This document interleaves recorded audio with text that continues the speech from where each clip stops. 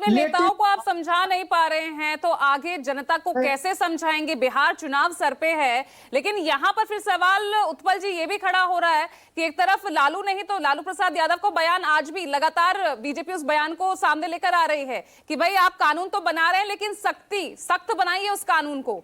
आप भी तो यही चाहते थे, और जब वो पारदर्शिता लाने की बात हो रही है तो आप उसके खिलाफ खड़े हो गए। देखिए पूजा जी, लालू प्रसाद यादव जी ने जिस संदर्भ में इस बात को कहे थे वो था कि यदि जो पहले से जो वक्त के कानून थे उसमें जो थोड़ी मोड़ी गड़बड़ियां थी उसको सुधारने की और सशक्त करने की बात कहे थे। लेकिन ये जो अभी जो वर्तमान सरकार है वो कानून जिसके नाम पर लाती है वो उसके खिलाफ में काम होता है। जैसे अभी बहुत सारे पैनलिस्ट में बैठे मित्र ने कहा कि किसानों के लिए जिस तरह से इन्होंने कानून लाया और किसानों को ये समझा नहीं पाए।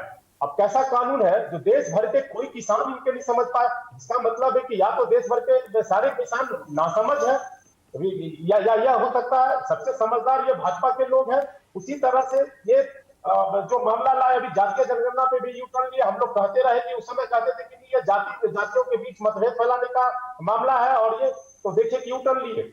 और इस पिछले जब से ये मोदी सरकार आई है तब से आप देखिए कि जितने तरह के कानून लाए हैं, चाहे वो धारा 370 हो, 3 तलाक हो, एनआरसी हो, CAA हो, ये कहीं ना कहीं से ये धार्मिक मामलों को, ये भावनात्मक मामलों को ये उठाते हैं। और इसका मकसद ये होता है कि ये हिंदुओं को बहकाना चाहते हैं और एक तरफ गोलबंदी करना चाहते हैं।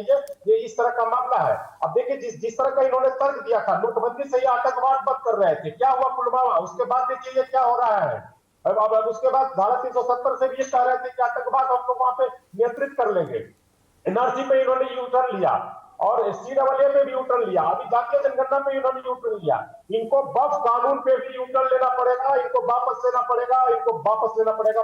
जो आपत्तियां यहाँ पर दर्ज की गई उसका हर पहलू का, हर आपत्ति का जवाब दिया है हलफनामे में केंद्र सरकार की तरफ से। सबसे पहली बात कि न्यायालय में मामला है। अब देखिए इनके सांसद को भारत की न्यायिक व्यवस्था पे भी भरोसा नहीं है।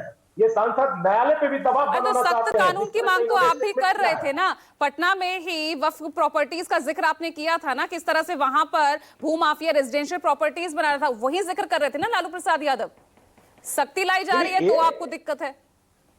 नहीं, अगर कोई अतिक्रमण किया है वहां पे तो अतिक्रमण हटाने की बात तो उन्होंने कहा है। ऐसा थोड़ा में कहा है कि सारा ऐसा कानून ला दीजिए और जिसमें कि कह रहे हैं कि गरीब मुसलमानों के लिए है। कोई गरीब पासवानदा मुसलमान को आप इसमें रख नहीं रहे हैं। डीएम और आप अपने लोगों को आप रखेंगे और उसके तहत आप जो पूंजीपति है, कैपिटलिस्ट है, अडानी अंबानी को सारी संपत्ति आप कब्जे में देने की पूरी प्लान करती है। आप ये पूरी तरह से